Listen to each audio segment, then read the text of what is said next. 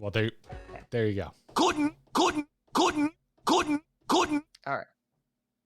Hello. So, Hello. Rockapella was the band, and that's why at the end of the episode, after Lynn Thigpen was like, "There's one thing left to do," and they would go, "Do it, Rockapella!" You remember that? And so they would do the "Where in the World's Carmen Sandiego," but their most popular song, "The Best Part of Waking Up," is mediocre coffee in your cup.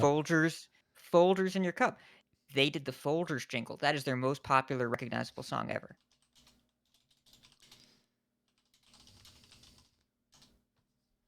Okay.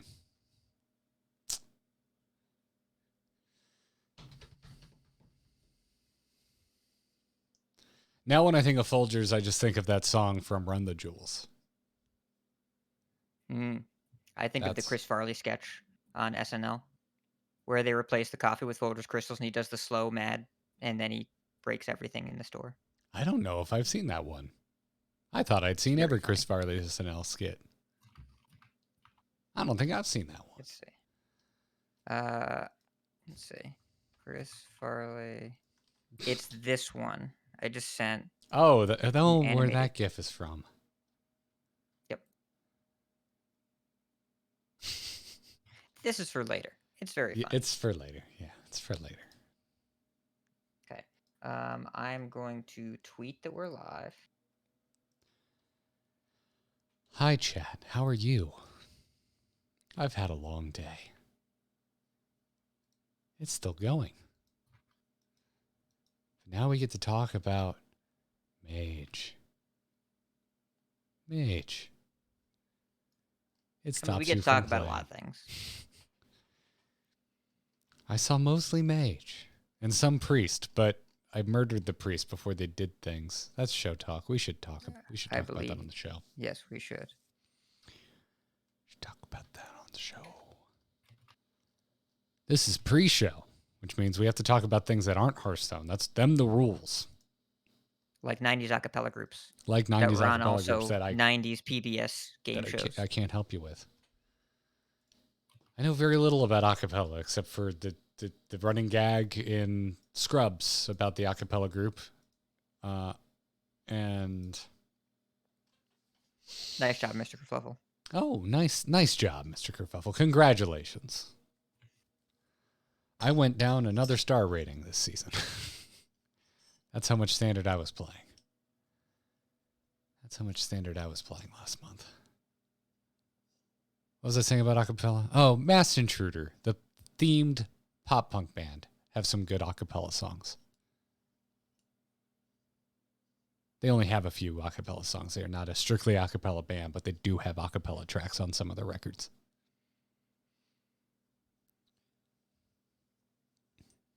What are you scrutinizing? I see a furrowed hat brow. Making sure that I tweeted and Discorded, which I did. That's good. Doing both of those things are good, and I am bad about both of those things. They're on separate monitors. I got it all set. I feel like I shouldn't have gone double 27-inch because it's just too much to look at. Looking to the left, it's just the end of the screen is just too far to the left. Have I shown you my setup? I think so. My left monitor is an ultra wide. Why? The left of 3. Why? Well, because originally I had 3 monitors, and then I said I'll just replace them all with an ultra wide, and then I didn't throw away the other monitors, and then I put 2 of them back. So it looks like Holy shit, I love your shirt. Thank you. Oh yeah, it's really funny. That's a good shirt. Oh shit, that's a good shirt. Oh my god. It's very good. Okay, all right, send it over, and with your permission, I'll drag it into the stream so they can see. Yeah, go ahead. Is there anything on here ridiculous. they shouldn't see? I don't think so. It's all Hearthstone stuff. You heard it. Here's Hat's setup. That's a lot of screen. That's a lot of screen. So the left one, you can't see the left half of the left one because that's the ultra wide. So that's where my audio recording and mixer is on you see where the Twitch bar is? It's left of that. Also, I want your lights. They're really expensive, but I want those lights. I splurged during COVID furlough because I needed to buy things to make the pain go away.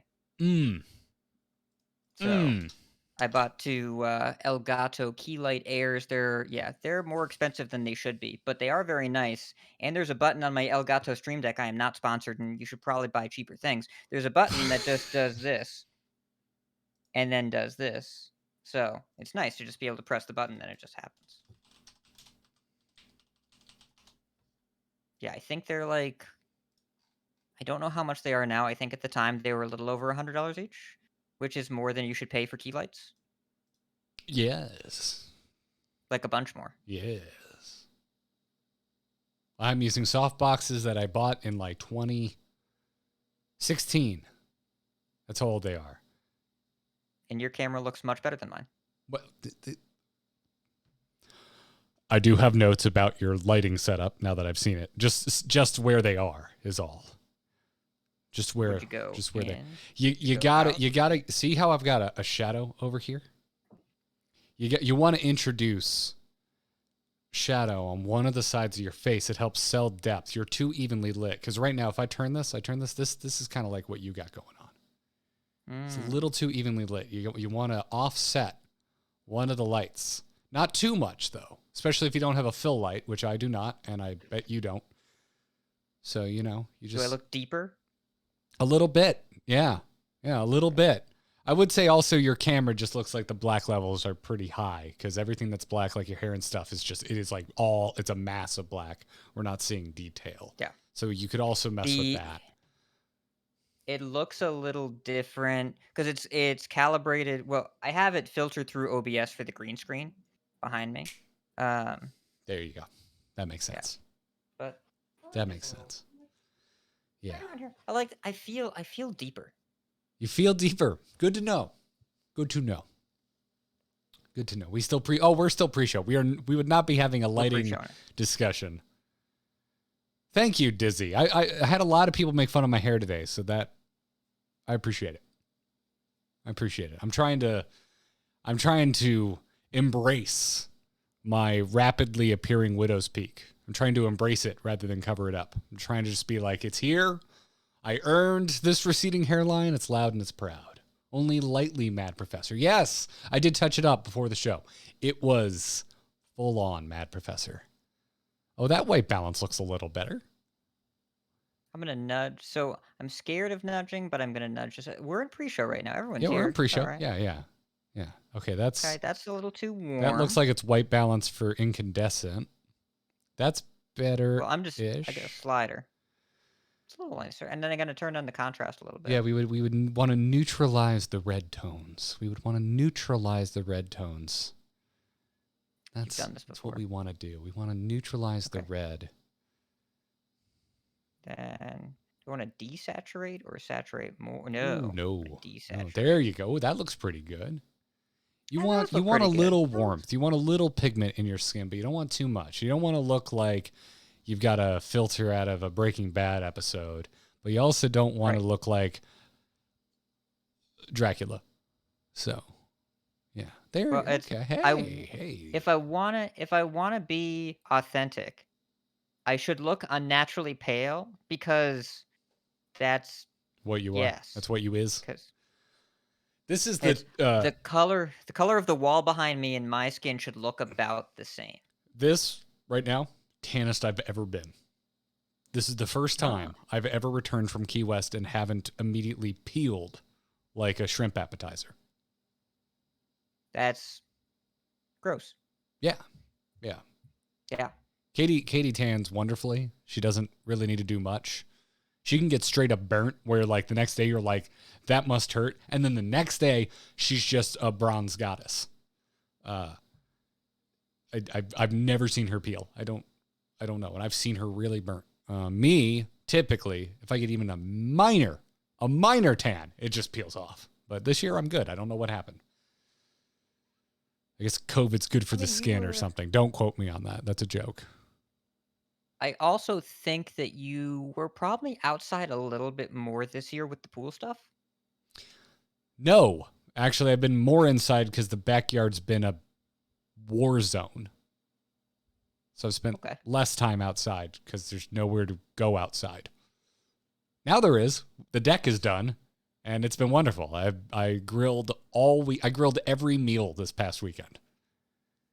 It was great. That sounds fantastic. It was freaking lovely. I haven't touched my grill in like a year because of everything we've been doing in the backyard. But yeah. Shall we talk Hearthstone? We shall. Also, people in the chat, if you want this shirt, it's a this red isn't bubble. the exact one I bought, but it's pretty close. I was gonna ask what tea a day site did you get it from? Was it It was my T favorite Public. T Public. Okay, what was the one I always used to? T Fury. T Fury was where I used to buy all my shirts from. Yep. There was one for Threadless like 10 years ago was my jam. But that was one of the first ones, but I don't know if they still exist, but I got everything from Threadless for a while. I think Threadless is very much still around because I think they were the biggest one. They were the first one that I remember buying from. Threadless is still here. Again, not sponsored. But hey, Threadless, if you want to send me some free shirts, I'm happy to promote your stuff more than I currently am. Yeah. But yeah, T Fury, I remember, was the first one I ever heard about. It was back in college, original college. I know I'm back in college again, but when I was getting my bachelor's, that's where I heard about it. I have so many T Fury shirts. I've also gotten rid of a lot of them. Yep. I had too many. Now I wish I had kept them because I've seen people make really dope blankets out of old T-shirts. I wish I had kept every T-shirt ever. It's nice to have the idea of a T-shirt blanket, but also just having space now is kind of where I want to be. And my apartment is 1,000 square feet, and so just like throwing stuff away. It's a good Taking Back Sunday song. I believe you. Well, it's a launch week. Okay. Are you ready? Do you have your local recording? It's ready to go. It's not currently going, but it's ready to go. Let's currently go. Let's go currently. I'm gonna get a drink. I'll be right back. Okay. Wait, drink or? I'm gonna get a drink. Okay. Be right back. Be right back, chat.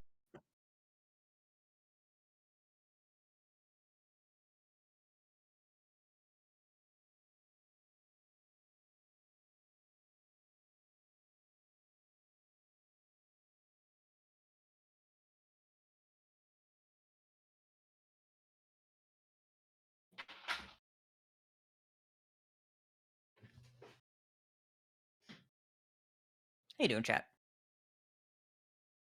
I should have gotten more water. Should have hydrated.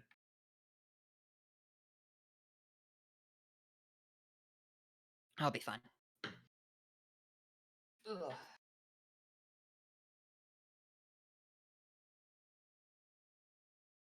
I mean, you can. Wait, it's not too late. Go ahead. We're going to be here for a while. Well, this is a Starbucks cup with water in it. This is a Blue Point Summer Ale. This is the drink. This is the water.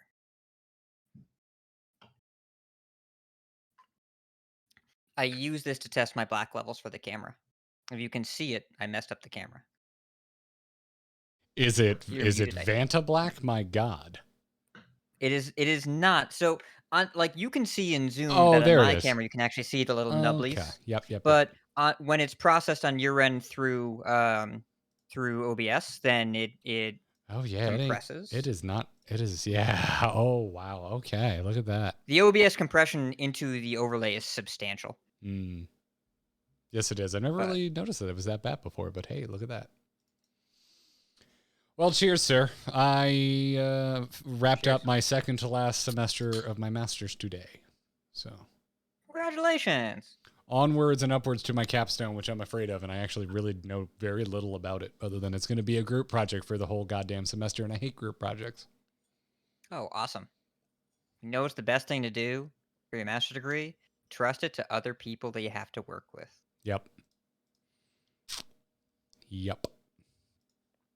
Anyways. But we're not here for capstone. We're here for Hearthstone.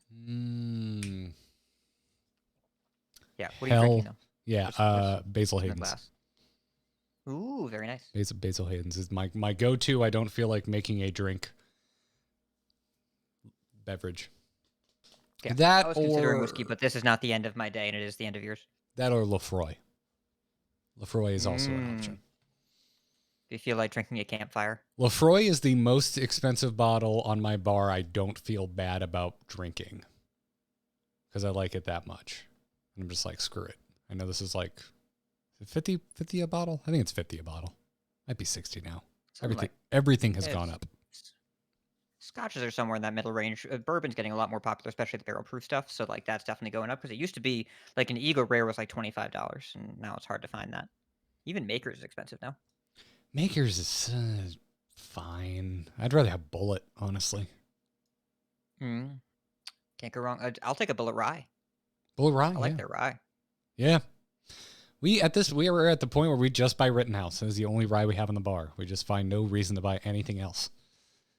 Whistle Pig I like. I don't think I've had Whistle Pig's rye. I feel like we talked about it. I don't think I've had their rye. Very, very good. It's expensive. Like it's like $65 a bottle. I think it's like 10 years plus age, but it's very, very good. Yeah. It is. It definitely be pricey, but a lot of bourbon, and pricey is very relative in the world of liquor, especially in the world of bourbon. Yeah. Well, yeah, because you can do like Booker's or Little Book and pay $100 a bottle, or you can go up to. I was able to taste George T. Stagg Sr. one time. It is the best whiskey I've ever had, and that bottle was $500. What's the I didn't have best to pay for that rum bottle. for a decent price is a really hard question to answer. Rums are crazy, South Park. Like, they are crazy. There's a lot. Like, there's no some standards. real serious depth there. There's no standards in rum. So, like, one rum to the next is just... They're just wild. Like, and I've recently gotten into... What the hell is it? Oh my God. What the hell is in Tea Punch?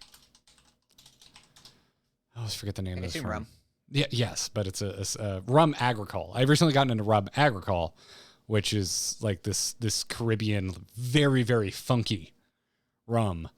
And it's really kind of opened the doors to me realizing like, oh shit, I don't know shit about rum. I know nothing. There's just so much to know. But because of I would consider like an affordable rum, like a good bang for your buck, like in like that $30 range. And I don't drink any of that straight. I mix with it. Like I really like Appleton.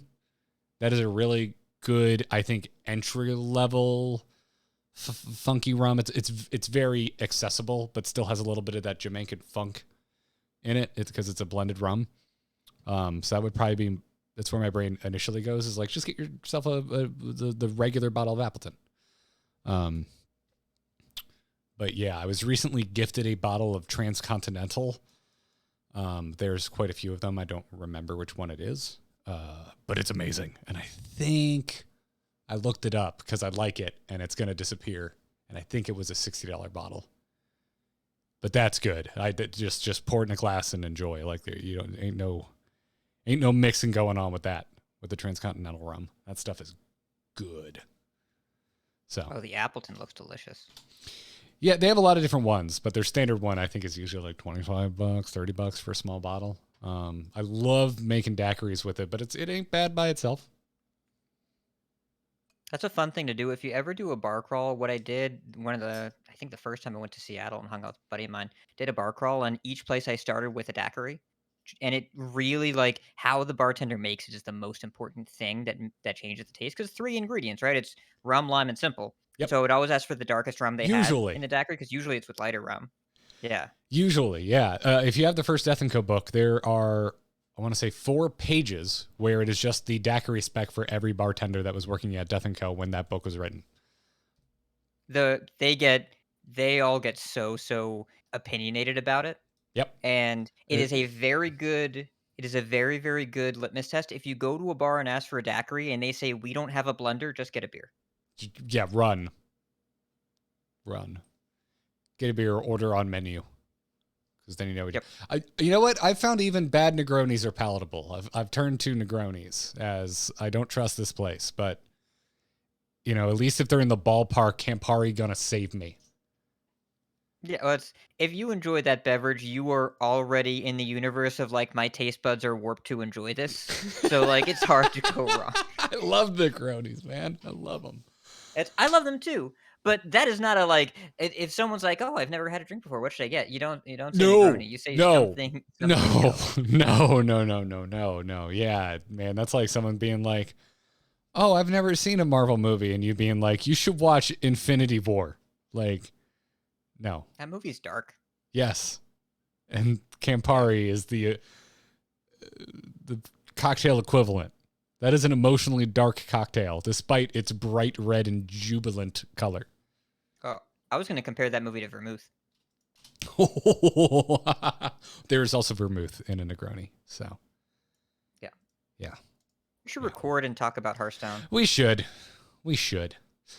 Let's do this. Tale of card going up. The Angry Chicken, episode 475, records live in 3, 2, Nathria. The Angry Chicken Hearthstone podcast is produced by amove.tv. Check out amove TV for more podcasts covering Blizzard games. For more of Jocelyn's gaming podcasts, visit jossplays.com. And to find many more podcasts with Ridiculous Hat, follow @RidiculousHat on Twitter.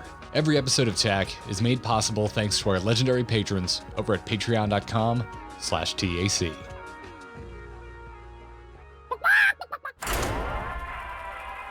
Time's up. Let's do this. You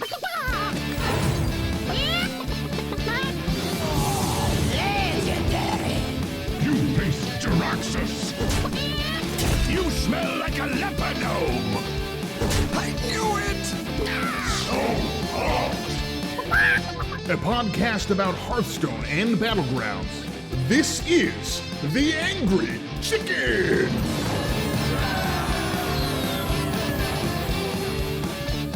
Welcome back, everybody. This is TAC. I'm Garrett. He's Ridiculous Hat. Jocelyn is still on vacation. And murder at Castle Nathria has descended upon our digital card game like a knife in the back of everybody's daddy. That was an aggressive intro. I'm not sure aggressive is the term I would use. Yeah. Well, and also Violent, thirsty. Yeah, both. Murderous. It turns out also, if anyone has played any of this expansion, you know that the premise of the expansion is a little flawed because Denathria is actually murdering us. It's happening a lot. I haven't really seen But him. have you played against druids? No, I haven't seen a single druid. Yeah, that's who's doing that. Yeah, My but you're buddy good Wicked at the Good was game, streaming on the and I'm in the star dumpster, so we're probably not fighting the same opponents. My buddy Wicked Good was streaming on launch day, as he usually does, and I took a clip from his stream when his opponent brand a 43 hit Denathrius. 43 was one of the activations. There were two of them. It was lethal. Nice. I just keep seeing skeletons. I keep seeing boards full of skeletons. And when I don't see a board full of skeletons, I see a very important skeleton that brings a bunch of skeletons to the party, fills the board with them, and then makes them go away. And then ouchies return. He's more of a lich than a skeleton. He is primarily a skeleton with a robe. He's a fancy skeleton. Is the difference between a skeleton and a lich just the wardrobe? Yeah, I would also say, posture is important. Liches have exceptionally good posture. Exceptionally good. Listen, Hat, what I'm trying to say is dress for the job you want. Okay, I understand that. and I have to work on my posture first, anyways. Yeah. And also, I Hey, gotta get one of those posture check. phylactery Everybody, things. everyone listening Yeah. right now, I get it. You've been on that ladder. You've been playing imps in your warlock. You've been playing murlocs in your shaman. You've been playing skeletons in your mage. Maybe you're just hunched over yelling because you're trying to play priest and I'm farming you. One way or another, we're all Maybe you're a hunched rogue over. and you're just naturally hunched low for stealth. Oh, okay. You're just trying to be stealth. Is that why? Is that? That's what I'm going to say from now on. When Katie pokes That's her what I'm head gonna in the tell my office doctor. and listen. No, I gotta stay low, Doc. It's for stealth. I'm trying to be inconspicuous here, Doc. Yeah. Your blood results came back. They tested positive for poison. As it should be. Check your posture, everybody listening right now. Right now. We've all been hunched over playing Hearthstone. That's what's going on. We don't have a standing desk sponsor, but we should get one. This would be a good time to plug them right now. Right now. But you know who stands tall in our eyes, Garrett? You know who dresses for the job they want? Maybe, I don't know. You do what you want. Our lovely patrons supporting us over at patreon.com/TAC. Yes, that is right. We have a Patreon. Did you know that is the best way to support the show? You should check it out over at patreon.com/TAC. And we've got quite a few new patrons to thank this week. So thank you to T-Rex and a Top Hat. I feel like Hat might be looking at you like either stay in your lane or welcome to the club party. Welcome to the club party. No, a Welcome to rising Club tide Pal. floats all hats. It's okay. Wouldn't a rising rack raise all hats? Or a rising hand tip all hats? We're a family show. I don't want to talk about rising racks. Jarrett Franklin, thank you for becoming a patron. Don Frogner, Donnie Barbados, Gary, and Jonathan Roberts. Thank you for the support, everybody. Gary, I'll see you in Pokemon. If you kept with the default and didn't And also, if it's 1998. It's a good year. It's a good year. TRL was a banger take your word on that it. year. Okay, that's true. That's a true statement. Shout outs to Carson. And Hearthstone is a banger right now. Let's talk about it. Good news, everyone! Nathria is out, which means, of course, it's going to be a short show. We have nothing to talk about. I think that you were saying the opposite of what you mean for... Oh, that's right. That was last week. We were like, dear God, seriously, what are we going to talk about? It was a strange 12-day period, but as anticipated, we forgot all about it once we got the new cards, and now we're just mad about Guff again, among other things. You know, people are playing a lot, and then some people are mad about stuff and then keep playing a lot, and other people are having a good time and are also playing a lot. It's a lot of Hearthstone going on. Sounds like a set came out- competitive game. That's what you just described. Yeah. That's what you just described. You know what I'm mad about? Besides, mages, even though I think I'm like 50-50 against mages right now. But when I lose against them, I get very mad. You know what I'm mad about? And this is low key. Paladin. Kind of seems like it sucks. It's day one. We'll figure it out. But we're here to have a conversation. And I'm going to let such phrases fly. Paladin seems like it kind of sucks. Hat, react to me. I'm going to be boring in terms of reactions because maybe there are some. So, okay, we got a question about this later, but we can cover this now. I'm just going to bring up this question right now from Torby Flenderson in our Discord because I think it's a great question. Do you think that the decks that seem to be performing well, such as Imp Warlock, we'll talk about that, don't worry, are doing so because they are genuinely extremely strong, or because they were simply the easiest decks to figure out how to work, which I guess could be a question for any expansion? I think this is a great insight, Torby, because yes, this could be any expansion. The themed decks with clear inclusions that tend to be aggressive are often what you see in the first day. Often. Now, Imp Warlock probably extremely strong. Paladin, I think, is not as clear. There was one pure Paladin payoff card in the Countess.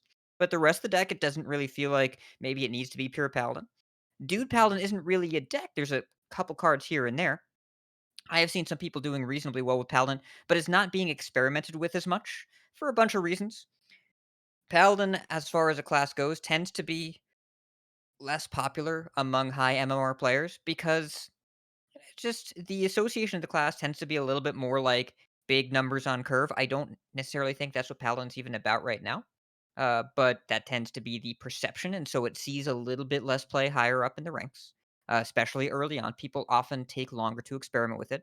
Holy Paladin, which I think will actually end up being pretty good right now, is a controlling reactive deck, and you can't really build a reactive deck the first day of the expansion because you have to know what you're reacting to, and we're not sure now because things are changing minute to minute. But you can't just build the Paladin deck recipe and go on ladder and expect to farm people with it. It's going to take a little bit more time. I do think there's something there. I have played with some Paladins. Some people have tweeted good Paladin lists, but it's not as obviously powerful or immediately impactful or flashy as some of the other things going on. I want to go back to Torby's question because I feel like we moved past it a little quickly. In that, like, my answer about, so let's get to the specific question, which is Imp Warlock, because that is the deck I played the most. I cracked almost everything I needed for it naturally. And after this, I'm going to ask you how your pack opening was. Let's not dive into that now because then it's going to derail me from once again answering Torby's question. But like my quick answer is just yes. I think just yes. Yeah. I think Imp Warlock is very obvious, but it wouldn't be doing so. It doesn't matter how obvious something is if it's not all so powerful. You're not going to win games. You kind of need both for that day one power swing. People need to be able to figure it out. People need to know how to play it, and it needs to be powerful. It's got this like trifecta of things it needs to have, and Imp Warlock has all of that. It checks all those boxes. It's pretty clear. Hat, I think you were pretty concerned about the power and synergy of a lot of the imp-based cards that Warlock was getting when we were doing previews for Nathria. And here it is. And if you're, a fan of aggregate websites, it's like chilling on top of a lot of those right now. I am doing quite well with it myself. And more importantly, also just smiling. It is a fun deck to play. It is such a strong argument for locations. I'm really enjoying locations. And it's very much, for me, it's very much because of this deck. This is the deck where I've had the most experience opening the doors to my library, I guess. And then attacking for a lot of numbers. Yes. It's big. And so many numbers. I will say, Imp Warlock, it's very clearly powerful. The cards that look powerful on paper are powerful. That is Impending Catastrophe, Vile Library, Imp King Rafam. They look good. They are good. However, we have had day one decks that are like, I can't believe this happened. What do we even do about this? I don't know how to beat it. Imp Warlock is not that deck. It's very, very good. But if you want to beat it, you can beat it. I don't even think it's the most popular deck today from what I've seen. Today seems to be Mage Day. Yesterday was Warlock Day. But Imp Warlock, it's still powerful, and it's powerful in ways that are clear when you look at the cards without even playing with them. Because Vile Library doesn't cost very much mana for a lot of numbers, and Impending Catastrophe doesn't cost a lot of mana for a lot of cards. And on turn 4, you will often play both of those together, and your opponent will say, I can't believe that this was allowed to be in the game. However, proactive deck, day one, unrefined strategies, lack of targeting. I can say for sure there are ways to beat it, and we've had more impressive things recently. I still expect to get a little nudge, but I hope they don't destroy it, and it would be very easy to destroy it because I think this isn't just one card that's a really crazy outlier. It's just the synergy of the deck. You've played it. Everything works together so well and is so pleasant to experience. I don't want that feeling to go away. I just want it to be a little slower. Yeah, man, it's that Joker quote from Dark Knight. It's, I'm a man of simple tastes. I like Imp Swarm, Vile Library, Fiendish Circle, and Hat. Do you know what they all have in common? They're cheap. They're cheap. Yeah. What a great movie. One of the few movies I would say is perfect. It's right up there with Fury Road. Witness. Me. Yes. I do. I will. So yeah, but I think this is an excellent question because also I'm glad you brought up stats because what I want to do is not do that because it is a day and 6 hours in. If you are looking at stats, you are looking at an incomplete picture. In addition to the idea and the fact that it is August 3rd because the expansion came out on August 2nd, the season reset on August 1st. So there's no legend stats because nobody played on the first day. I don't So care about we Legend got stat. I ain't Legend. That's my favorite Will Smith movie. I ain't Legend. I am a mere mortal, Mm, and I want to see what mere mortals are doing. For me, it's a big, entertaining number dump. sure. As the owner of an aggregate We just site don't have for anything yet. a game that just got put on maintenance mode, when I see the numbers of games that come into websites like HS Replay by comparison, it is truly mind-blowing. The number of games, of Hearthstone games just pour onto these aggregate statistics websites is insane. And so I don't think you should hang a hat on these by any means, but I do think it's really entertaining to see what is finding a consistent foothold in the opening days of a new expansion. If we view it as entertainment, I'm right there with you. If we view it statistically as fact and something that we should talk about balance changes because of the numbers in HSR today, don't do that. It's not time yet. The numbers aren't stable enough. But we're human. I look at the stats and I go, Paladin ain't looking too good. I played Paladin myself, and anecdotally I went, Paladin definitely isn't looking too good. So, It's it can the early list. Yeah. It can lead you down paths. But yes, do I think you should go there, look at so HS Replay right now, Imp Warlock, Face Hunter, Beast Hunter, Control Murloc Shaman, Naga Priest, Quest Hunter. That makes up like the top 6 I just rattled off. Do I think you should look at those, take it as gospel, go craft all of the legendaries in those deck lists that you don't already have? Absolutely not. That way madness lies. Don't do that. See how it shakes out. Let the dust settle. And let your in-game dust settle. See, I thought that you were going for that pretty directly, and I'm glad that you landed there. It is worth noting as well, there are some things that statistical variation is not going to correct. Relic Demon Hunter's win rate in Diamond through Legend, 32.8% in aggregate. 32.8%.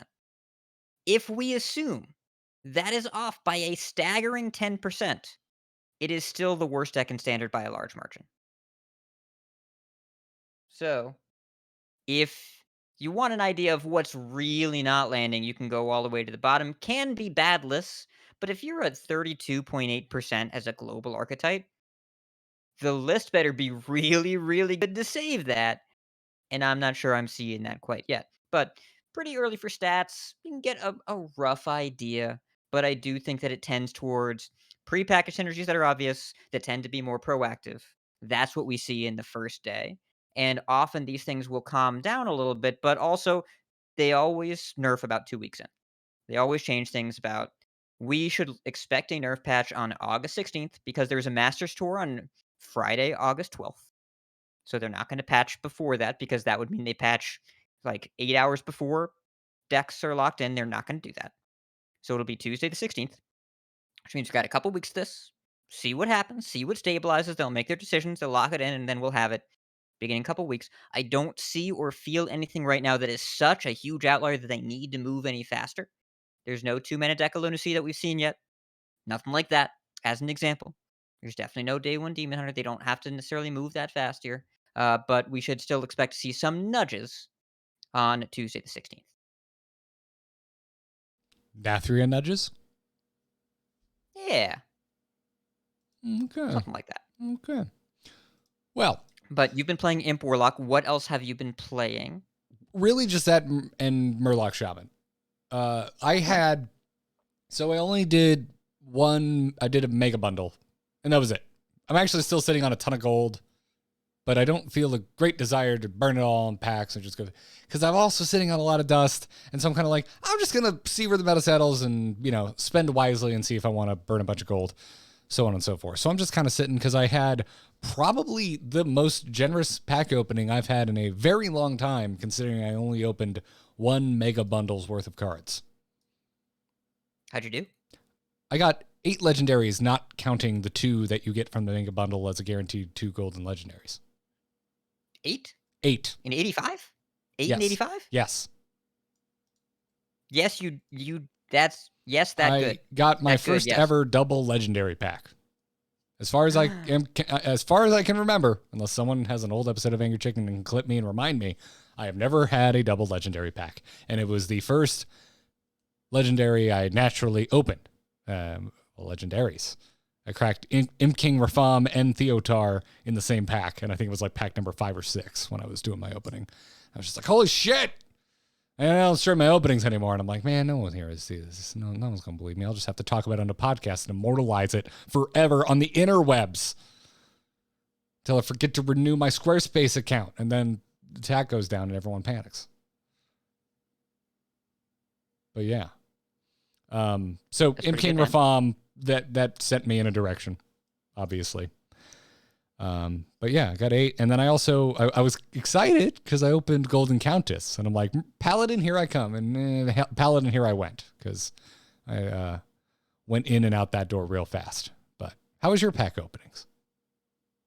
So I buy both bundles and the Tavern Pass and also spend all of my gold, which I only spend on launch day. So I am, um, whale-ish. Like, I don't buy bundles between expansions except for the mini set. Whale But adjacent. Orca. I'm an Orca. Whatever. I'm still a So whale. kinda. We're not gonna get into a biological etymology discussion here about are orcas whales, but they're at least in the ballpark, the whale park, the SeaWorld. They're in the SeaWorld. So Not anymore, actually. But anyway, we continue. oh man, there are so many rabbit holes here. I buy large bundle, small bundle, Tavern Pass, and then I save all of my gold until launch day. So I bought 110 packs with gold. So 296 total packs, including my class packs and standard packs that I save from Tavern Brawls. So I always get the whole set on day one. The question is just how efficient is that? This one was slightly less efficient than usual. Legendary every 21-ish packs plus the pre-orders, plus the Twitch Prime thing. So I had to craft 3 legendaries, but when you open 296 packs, you get a lot of dust. So I got there. My most fortunate card back was Light Forged. It got me 5 card backs. Ramen got me 2. Lemonade got me 2. Only 1 each in the cake. Rise of Shadows, Skoloman's Pizza, and Window Pane. Yes, I do track this. Yes, I do. I guess that's why they call it window pane. It was because the pun I made on stream was because it was a painful opening to that point. But luckily, Lightforge saved me, got me a really nice run after I pity timered twice in the first half. But it's okay. We mostly caught up. Variance was much better in Voyage. I got more legendaries and fewer packs, but still ended up with the whole set in day one. Did my quest optimization thing where I don't play it all the day before to make sure that I have 3 dailies and 3 weeklies on day one. I clear them all on day one to get to that level 20 free legendary right away. And I ended up with the whole set as soon as I hit that. Damn, dude. Sick. So I haven't gamed it like that in a very long time.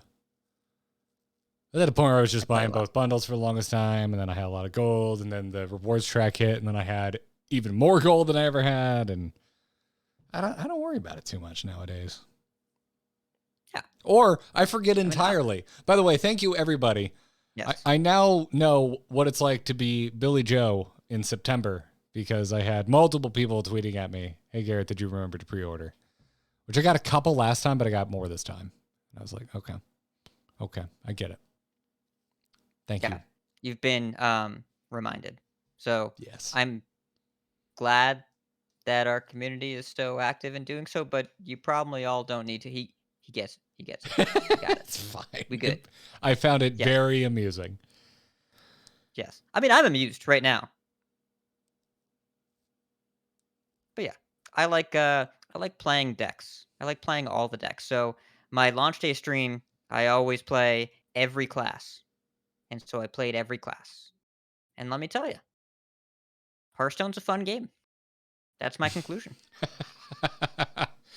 All right. Be a human being for a moment. What deck is your favorite so far? So I know this is going to shock you, but I did have a good time with Rogue. Oh. You don't say. I don't. Did you check your posture while you were playing it? It was very, I was very scoliosis rogue. It's really like I leaned in and I stabbed them with a turn 4 13 out the graveyard and a 13-3 dagger. It didn't all go that way. There were some games I had to wait till turn 5. So, we took the good with the bad. But also I have had a lot of fun. So, Demon Hunter had one good game, but that class is not good right now. Neither archetype is there, and they need to figure something out because it's really not there unless you hit exactly dimensions on 5. Um, let's see. Wild Seeds are rad. Super rad. Really like them. Super fun. Skeletons. We're going to talk about skeletons in a second. It's fun enough to play, but I'm going to ask you about your feelings on Mage in a little bit. Buff Priest. Pelagos. New location. Same Naga stuff. Partner in Crime. Really, really fun. Partner in Crime. It's the 2/5 that at the end of the turn, it makes a copy of itself. So you play that with a location or with Pelagos and like a Serpent Wig, and then it's just enormous and just you make 7/7s all day. And Rage Warrior. Really fun. There is a combo I was told about today by a friend of ours. I was talking to Celestalon. Do you know the card Riot? It's a new card. 2-mana warrior spell. All of your minions can't go below 1 health this turn. It's like Commanding Shout. And they also all attack random enemy minions. There's this other card, Provoke, that makes all of the enemy minions attack one you choose on your side. So if you Riot and then you Provoke, then the Zoo player concedes. I don't know the rule specifically about how that works, but that's just how it seemed to happen. Okay. Celestalon is a villain. I see. It's they talk about that in The Dark Knight.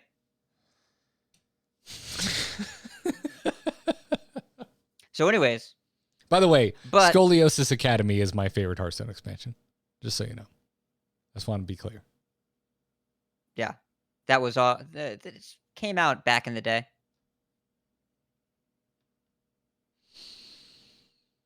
So anyway, but we do have to talk about Mage because I enjoyed playing it, but also realized that the experience may have been less enjoyable for my opponent. And I realized you were playing Zoo, and I would like your feelings because feelings are content, and you have a lot of both. Oh, me? Against the Mage, like I said, as I play more, I win more against the Mage, so I get a little less salty. The thing that really drove me nuts was the first couple that I ran into were doing shit. It's like not even new. They were still doing the Skeleton Mage, so that's new, right? But they were rocking Gray Sage Parrot, and I was just getting blizzarded over and over and over again.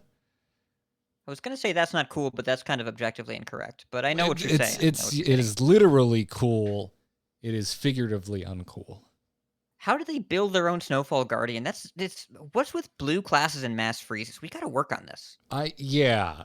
So that's really my beef. And most of today I haven't seen. I don't know if they didn't find them. I also went and looked up like the most popular deck on the aggregate sites, and they're not running Gray Sage Parrot. So I don't know what the hell is going on. I think I just got unlucky. Because it was a big spell mage adaptation, right? Like it is reasonable enough to be, because if you pair it with Deathborn, that could be kind of goofy. The idea is like you Deathborn and make a bunch of 2/2s, and you attack with them all, then you pair with the Deathborn again and you rebuy all of them, and then your Kel'Thuzad is huge. It's ambitious, but I can see it. But it's still, that class is really good at freezing all of a sudden. The mage location, Nightcloak Sanctum, is incredible. It's very, very, very strong. That one, it's for those who don't remember, 3 mana, 3 durability. They buffed it before release. It used to be 2 durability. It freezes a minion target and makes a volatile skeleton, which is the 2/2 that pops and deals 2 damage. Being able to do that 3 times is really, really powerful. And the second and third activation doesn't take any mana, so you just know your thing is going to be frozen. Yeah, and it irritates me. I've reached a point, and we've talked about this, so I don't want to belabor it, but I've reached that point where I just don't think freeze is fun, and I am mentally at war with freeze as a mechanic. I haven't enjoyed it since 2013, which is the first time I ever got frozen in the game of Hearthstone in the beta. So, yeah, that's my thought there. My other thought with Mage is that I really freaking want to play it. because it does look fun. I am missing quite a few cards from it.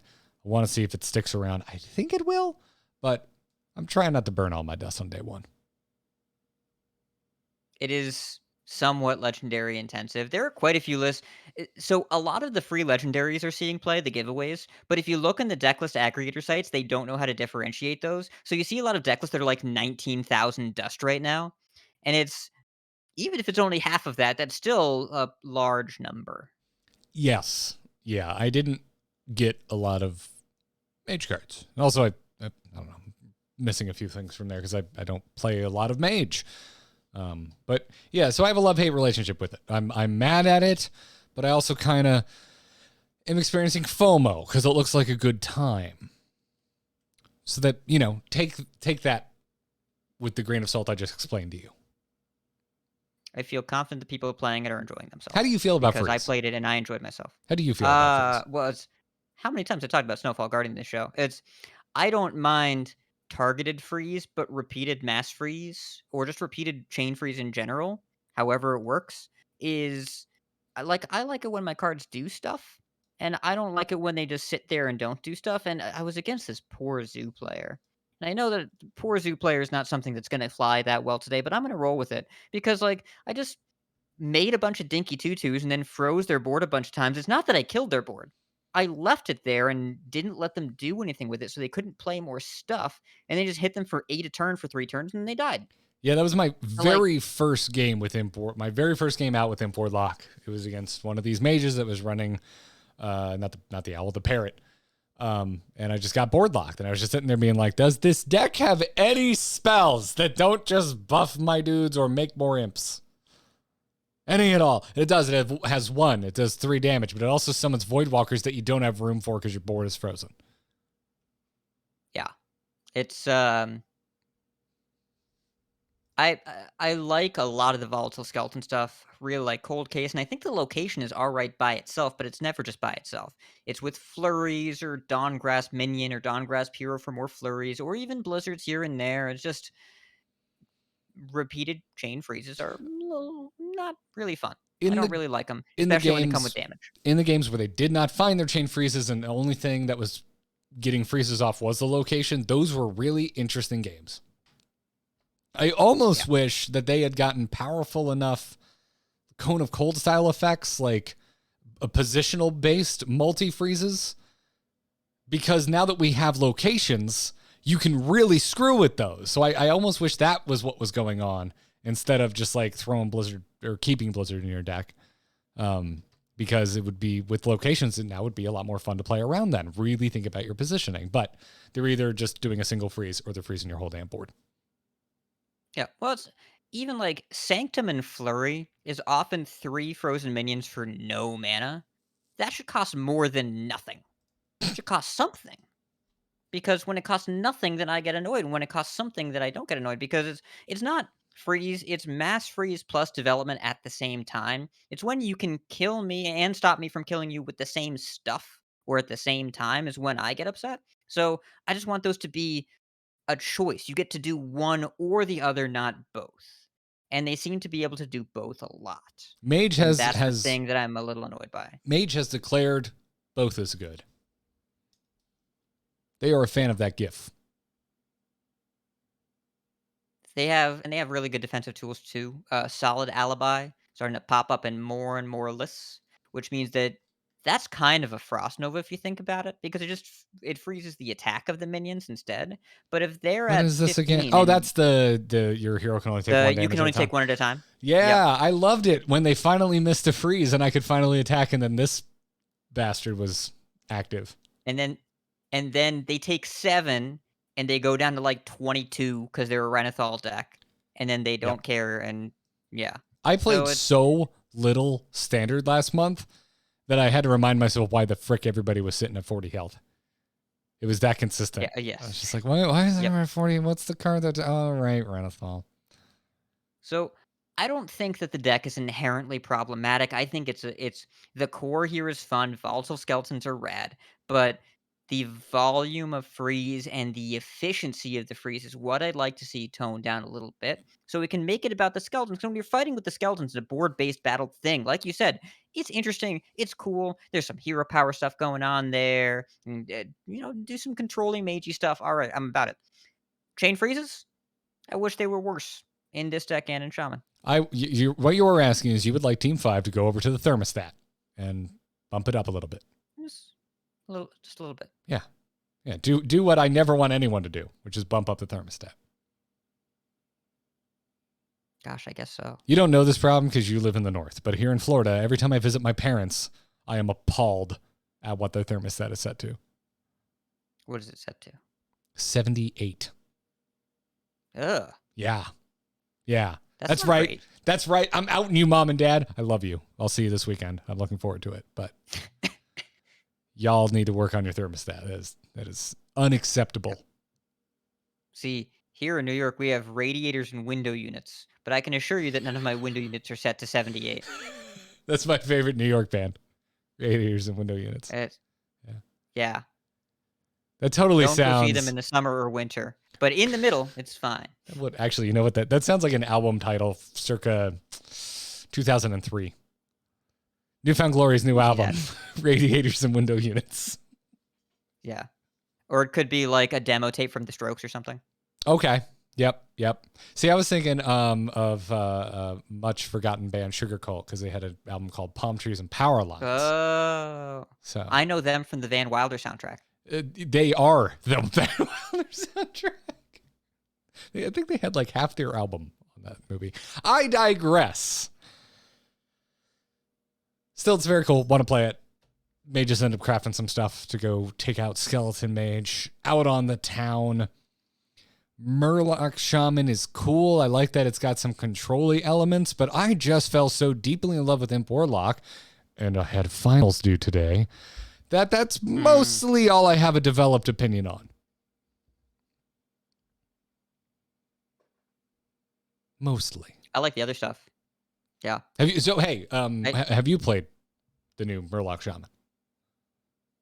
The Murloc Shaman that I've seen, I don't know if it's like a new one, because it's like most of the Shaman decks I've seen, you think about throwing in some Evolve cards, or you throw in Denathrius and call it a day, or a couple different ways to go with it. I didn't find any of the totem stuff to really land for me.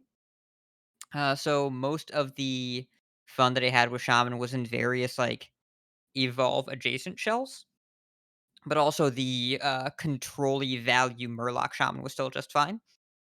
And really, I can tell you that at where I'm playing, that there is a total Denathrius meta forming. There is a lot of Denathrius going around, a lot of Druid, a lot of Shaman. So the thing that's becoming more popular, especially in the mid-range year decks, is Theatar, the neutral hand swappy guy. Yeah, 4 mana, 3/3, Battlecry, discover a card in each player's hand and swap them. Yes.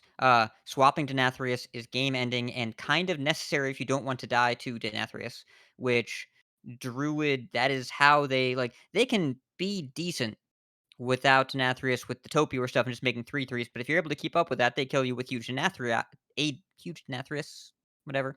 And if they don't have that, then they have no way to beat you other than a bunch of 3/3s. So Theatar is becoming much more popular, and so a value-based Shaman can deal with the 3/3s and then yoink away the Denathrius. Though there's a lot of mini games going on where you will Theatar their Denathrius and then they will Theatar it right back.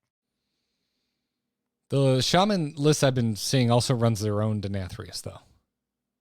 Correct. Yep. So it's just an arms race. It's mutually assured destruction.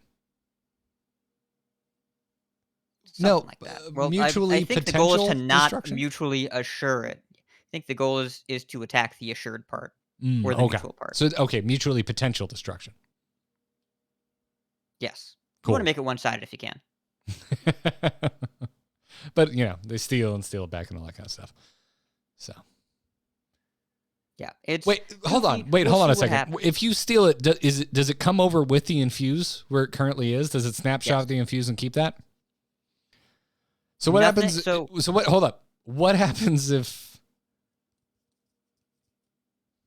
So there's a potential that you could have your Denathrius that isn't particularly infused, but you steal their Denathrius that is quite infused, and then they go to countersteal, but they find the wrong Denathrius. Yeah, but as long as they have one druid is fine. They do not care how big it is because they will make it larger. Like I said, Buddy Wickagood, you got Brand Denathrius, and the Denathrius was at 43, so it dealt 86. If your Denathrius was only at 40, I'm sure it would have been fine. Sure, it would have been okay. It's because that deck has so many different ways to generate little things, and they've moved away in many cases from the only split spell being Nourish. They run Flipper Friends now. A lot of lists run composting. So you do like a Flipper Friends or a Scale of Onyxia, and then you composting it and draw like 6 to 7 cards and infuse Denathria 6 or 7 times. It's a little bit different now, and so you can get that number up pretty high. Damn. All right then. So do you think they're coming for Denathrius I don't know how you would nerf him. while they're walking to And the also, thermostat? it's true. I think it's too early to tell. But I would say that if I were nerfing something in Druid, I wouldn't start with Denathrius. I would start with Druid stuff. Because there's probably some Druid stuff that you could make a little bit less Druidy. And that would be enough. Scale of Nyxia to 8, Nourish back to 6. I know that people are, if I don't mention Guff, we're going to get emails. I don't think that it needs to be changed, but that's going to get us emails too. But it's, you just make it a little bit less consistent, a little bit slower, and that would probably be enough because it's all about the support structure. It's about surviving to the point where you can do this. Um, but I don't know what the Denathrius nerf would be. He's already 10 mana and he already takes so much work.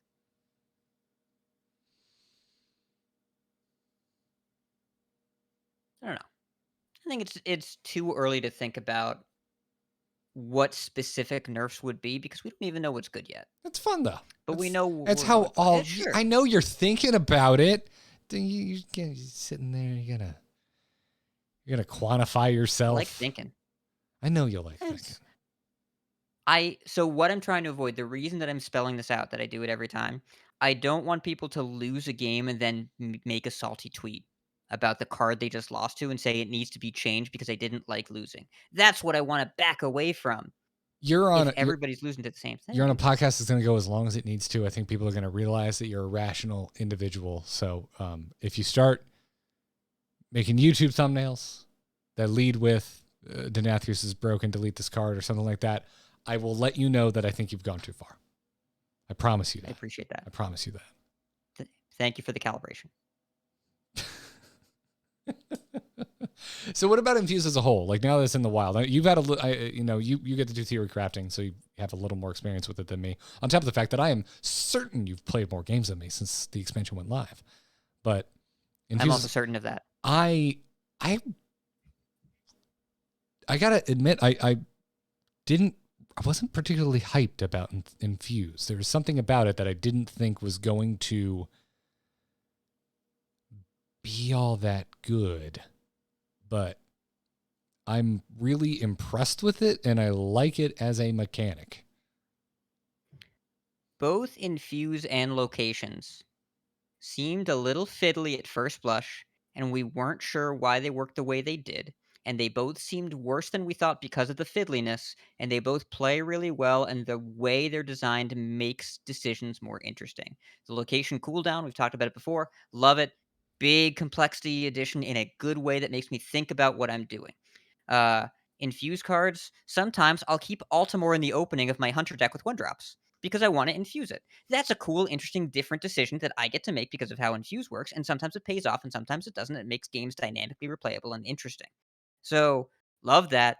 I think a big part of it as well with both of them, but especially Infuse, the animations are subtle but really, really nice. They make the cards more fun to play with. Seeing the little red glow when it infused the first time, then the big one when it transforms, it's really pleasant. But the cards are good and they're interesting and they make me think about how I want to use them. I like both mechanics a lot. I think so far this year in terms of set mechanics, we've had Colossal, Dredge, Infuse, and Locations. They're all fantastic. They're all really, really good. We did not have an Inspire this year. No. Which is not to say we did not even like a literally have an corrupt. Inspire. We didn't have a lackluster new mechanic this year. And I don't want to literally eat a hat, but I'd like to figuratively eat a hat here, which is, I think I was a little harsh on locations. I thought they were needlessly obtuse and poorly explained. This is the very first time where I wholeheartedly agree when devs say, when you just play with it in game, you'll get it. Like, holy shit, does it just instantly click? Within the same game, I was instantly used to the fact that it takes a whole extra turn before I can use it again. Because of the doors. The doors do so much work.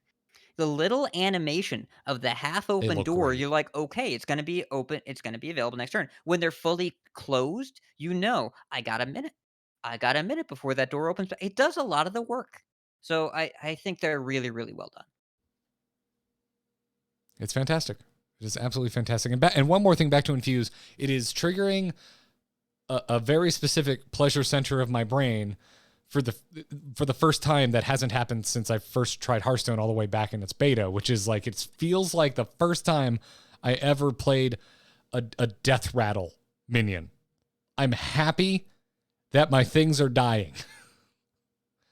Like it is so satisfying. The way you make board-based strategies matter more is, we've talked about this for a month now. Reward the player for trying even if their stuff dies. And in case you're wondering why Chain Freeze is so irritating, I can't use my stuff and it doesn't even die. Even when I want it to die, I don't get what I want. It just stays there. It just goes in the fridge, and then I got to clean out the fridge later, and it's all moldy. It's terrible. It's a bunch of Ripleys on the table going, kill me. But I can't. But yeah, but I really like you said, when you want your stuff to die, something has gone right. And yeah, like, there are times where I have wished that my opponent trades so my Altimore fully infused and I can slam on 7, so I have the board space, and then I hit them with Margor, which is Demon Huffer. That's good. That's the name. It's good. Margor. I like it. Well done. Well done. Thank you. Any other decks you want to give a shout out or a damnation to before we move on?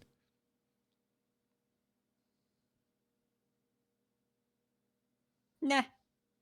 I'd like to give a shout out to all the priests who are trying to get fancy while I'm playing Imp Warlock. Thank you for the wins. Yes. It's Thief Priest. If you're Zedalot, it's good. If you're not Zedalot, it's not good. And Zedalot, if you're listening, glad you like the show. Wonderful. Well, we do have a little bit of Battlegrounds business to get to, and then we'll do some Q&A with you all and crack open a mailbag. But before we get to that, we have a sponsor to thank on today's episode, and it's Honey. That's right. Honey is back sponsoring today's episode. Do you like to shop online? Do you do it? I bet you probably shop online. If you're listening to an online-only piece of entertainment, you are probably internet literate, at least to an extent where you've purchased something online. Have you also purchased something online and seen the little promo code field, and you're just like, if I could just crack this code, I could pay less money than I need to pay, but then you waste all this time on your redacted search engine of choice trying to find codes that aren't working? Well, Honey fixes that. Honey makes manually searching for coupon codes obsolete. You don't need to do it. And it's free. It's a little add-on. You just install it onto your browser of choice. I have multiple browsers for when a website isn't working on one of them, and Honey is installed on both of my browsers on all of my machines. It's great. You're just shopping. It pops down. It's like, hey, we found some codes. Would you like me to try it? You hit yes. It puts in all the codes. It finds the best one and automatically applies it to your cart.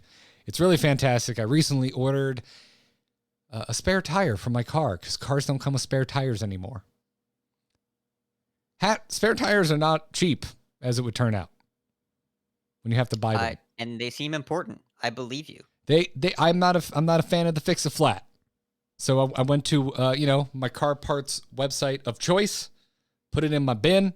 Honey popped up. It was like, I think it was like 7 codes. It's like, we found 7 coupon codes. I was like, go for it. Knock yourself out. Came back. It's like, hey, you want to save $12? I'm like, that means, yeah, I would. Still expensive, but you know what? It's not as expensive as it was before. So you should check them out. And go to joinhoney.com/TAC. If you don't already have Honey, you could be straight up missing out. It's literally free installs in just a few seconds. And by getting it, you'll be doing yourself a solid and supporting us here on The Angry Chicken. We wouldn't recommend something we don't use. So go get Honey for free at joinhoney.com/TAC. That's joinhoney.com/TAC. We thank them for their support. And we thank Hearthstone for Battlegrounds. Let's talk about it.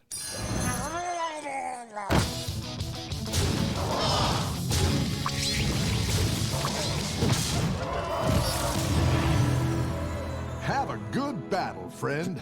I'm laughing because Crush in chat room says, I listen to this show on my wooden AM radio. Listen, if you need a deal on replacement transistor tubes, join Honey. Joinhoney.com/TAC. That will make the ad-free version. But just so you know, lovely patrons, there was a joke in our ad read about being internet literate because you're listening to a podcast. I was going to edit it out. That's the joke. Now I'm going to edit this out too. No, don't edit. Leave this part in, but edit out the ad. That's what you do. Because now we've explained the joke to them. It's great. You know, if you want to be cheeky, you could bleep out the URL. That'd be hilarious. I'm going to leave it in. Please leave this whole thing. I'm going to edit out this part. No, don't. Leave it in. Every time you say edit it out, I'm going to be like, no, leave it in. It's human and natural. It's beautiful, Hat. Don't be ashamed of the podcast that we are. I don't know what else to say, so Battlegrounds. Greasebot was removed on the server-side patch, and if you don't read things outside of the game, you may have been endlessly refreshing at tier 6 wondering where the shit your Greasebot is. Slyssa was tweeting about that. She had a bunch of people that came and it's like, I haven't found a Greasebot all day today. It's like, well, funny story. Yeah. They removed it server-side. John McIntyre, the Battlegrounds lead designer, who explains these sort of things on Twitter. Explain this sort of thing on Twitter, which is a place where you'd be if you already knew this happened. But at least we have an explanation. We're going to share it with you listeners about what he said. So unfortunately, the dates for balance patches are locked in advance due to the amount of work they take to get them into the live environment. The options at the time were leave Greasebot as is and then nerf it in a few weeks, or remove it server-side without messaging and have it return with a nerf in a few weeks. We went with what we thought was the best option for the health of the game. We are working on improving messaging for BG changes in-game, so these changes don't catch players by surprise in the future. Okay.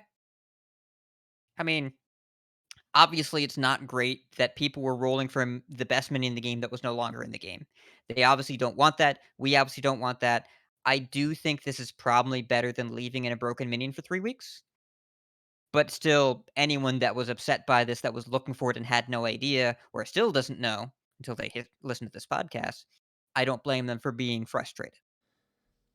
So I wasn't particularly mad because this is just kind of the way of things. I understand the reality of the situation. I would certainly like there to be messaging in game. That would be nice, but clearly the Hearthstone team agrees with me. I have a very fun and mildly salty story to share with you, though, Hat, that was brought upon because of this. So Greasebot got removed without warning. I was aware of it because I am active on social media and I follow you, really, at the end of the day. Follow Ben Hearthstone, follow at Ridiculous Hat, and you will never wonder what the hell is going on in Hearthstone. Actually, scratch that. You still might, because they update you so frequently that you might miss a thing that was relevant to you 20 tweets earlier because it's been 2 minutes. Yes, Hat, I saw your average tweets.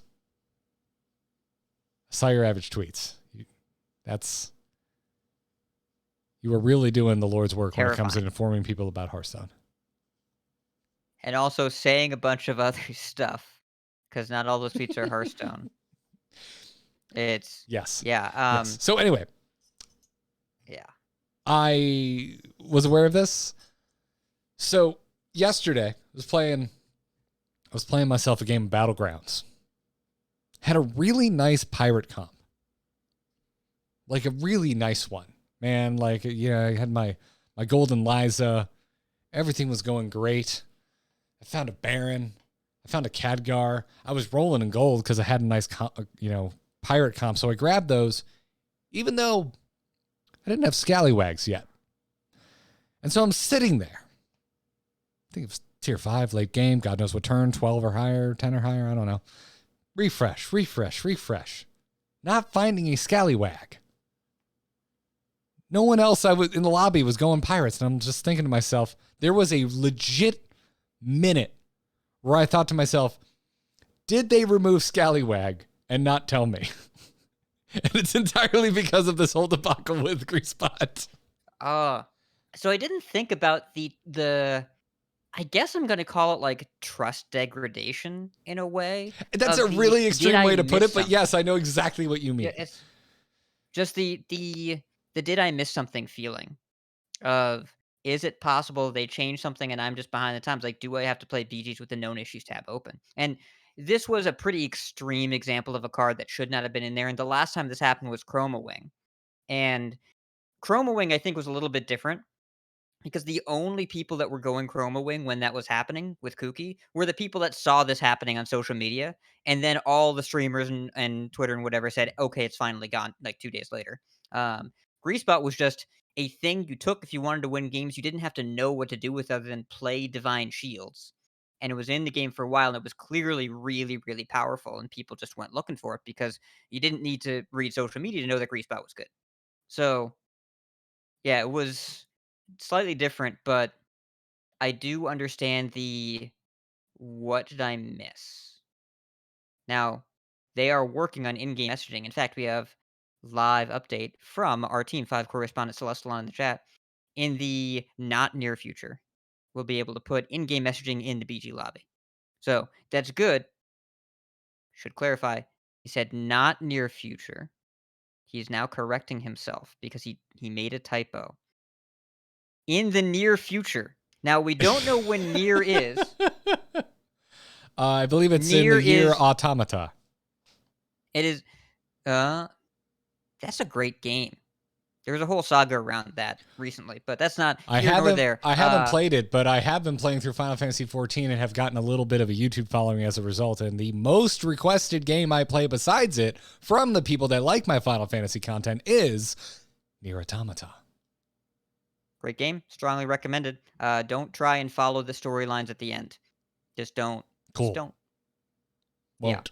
But this is soon TM soon, but it's from Celestalon. They've put a lot of features in the game already. I trust that this will be there as soon as possible, and I don't think that we are waiting 2 years for a distant cancellation here. We're talking in the near future because this is a pretty obvious need, and I think the UI demands here are going to be somewhat light, whereas the real significant demands when there's big UI and back-end stuff that they have to do. They just need to put text in the lobby about anything that's going on. But when I say just, I mean it's not easy, but at least the ask is straightforward in terms of what we're looking for at the end in terms of design needs. Well put. Well put. I literally laughed at myself alone for a hot second going, did they remove this card? So I just thought that was a fun story. Wanted to share with you. And now you want to answer some questions? And chat. Feel free to @AMoveTV and we'll grab a few and add them in here. Keep an eye out for them. Let's get to it. Hello? Hello, it's me. Hello. Just quickly, do you get my message? Yep. Oh, Hello, brother. You can send your emails to tacpodcast@gmail.com. If you're supporting us on Patreon, drop us a question in our Discord. We have a dedicated channel for questions for the show. Mouse Divided did just that. I'm laughing at a question in the chat. Mouse Divided asks, any thoughts on the Kale Bran Sire combo? It's kind of disgusting. I mean, we talked about this. It seems more like a. I think Druid is kind of the class that feels like it's doing this the most. But I wouldn't be surprised if there is a long-term change to Nathrius if it still feels the same. Because we don't want this being the thing happening for the entire expansion in standard where people just die from massive damage from hand. If they can stop this with a druid targeted nerf that isn't this, then that's fine. Because they want Nathrius to be good for a little bit. But otherwise, if it stays good, then it'll be changed. But a lot of lists are cutting Kael'thas. And some are even cutting Bran. Like, if you're in Shaman, you just play Nathrius, then you can Bolner Macaw if you want to. And in Druids, a lot of the Druids just playing Guff instead of Kael'thas. Denathrius is just powerful by itself. Just a powerful card. And Bran kicks into overdrive. So I am curious to see how persistent this is in the format. And I am also curious to see if it needs any artificial adjustment or if it can be taken care of naturally through meta forces after the first wave balance changes. I haven't seen it successfully pulled off against me, and I didn't stick with Shaman long enough to pull it off myself. So, there's that.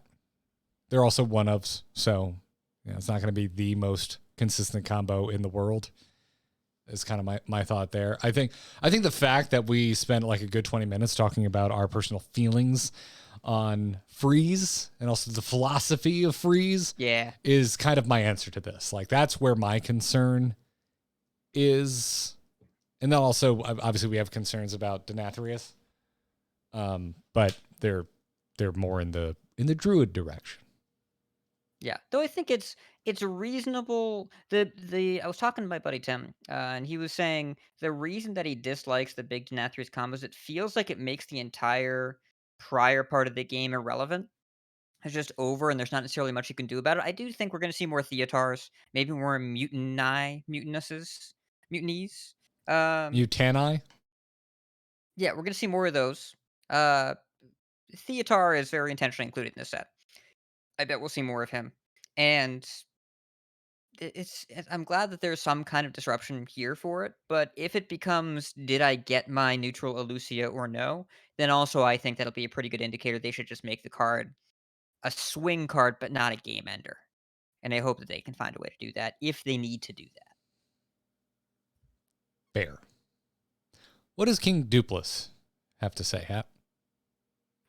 This is a larger philosophical question from King Dupless. When it comes to nerf, do you think it's better to nerf the engine or the payoff? I know it depends is a big factor, but I still feel like that's a real question. Payoffs can be replaced, sometimes right away, others down the line, whereas engines are the backbones of a deck or a class. For example, the age-old druids, do you nerf the ramp or the draw, or however they win the game? Big question. Garrett, where do you land here? What is your first thought? I don't think I've ever really thought about it this way, and it probably comes from now of having been on a show with you for over a year. Has really morphed it to where I now ask the question, where can we make adjustments? Is the big... I am honored to be that influential. Yes, that is where my brain goes now when I start to think something should be nerfed. I start to think, how can it be nerfed? I don't break it down into engine or payoff. I don't think I've ever thought about it this way. Because we could, rewind back to the conversation of me asking you, should they nerf Denathrius, and you just going whole hog into Druid, going whole guff into Druid. Being like, no, let's look at the other pieces that allow Druid to really abuse Sire Denathrius. Let's not look at Sire Denathrius himself, because that card is actually going to be rather difficult to adjust in power. And I think that's a really good example of what I'm talking about. Yeah. And in this particular case, I can actually give, I think, a pretty clear answer here. Do you want to make a deck unrecognizable or make it a little worse? Usually, you want to make it a little worse.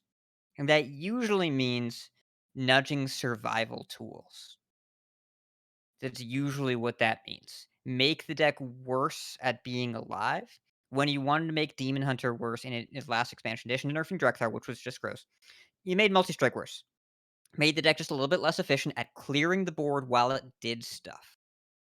when they nerfed Guardian Animals a couple years back, deck was still okay, but people played it a lot less because they died more.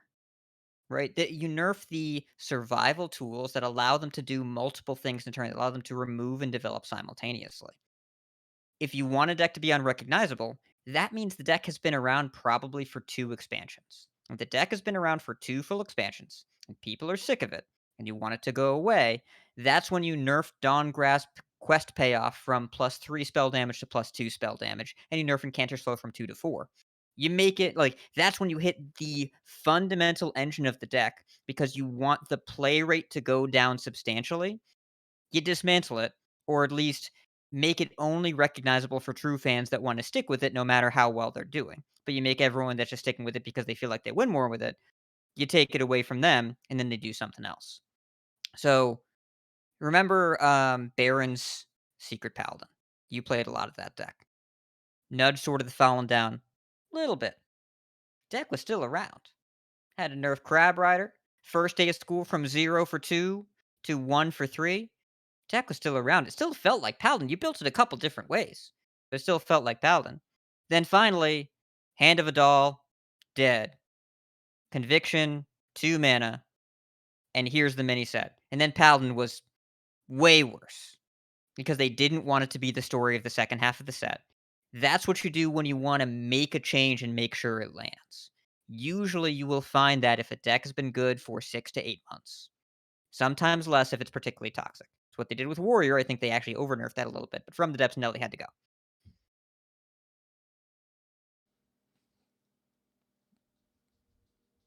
I came up with one example from today. You came up with like 7 examples from the whole history of the game, and they're all great. Thank you. We didn't get a single serious question pertaining to Hearthstone from the chat. So, are you ready to get weird? I am always ready to get weird. Cool, because Celestalon wants to know what our favorite colors are. Purple. That does not surprise me. It was green growing up. It is now green adjacent. I really like turquoise, aqua, teal. That is my jam now. Big fan. That's nice. Yeah. Yeah. And then we have a question from Ocularis. Garrett, how do you get your hair to resemble a lion's mane? So I have naturally very wavy, like chunky, wavy hair. So the majority of this is kind of just what it does.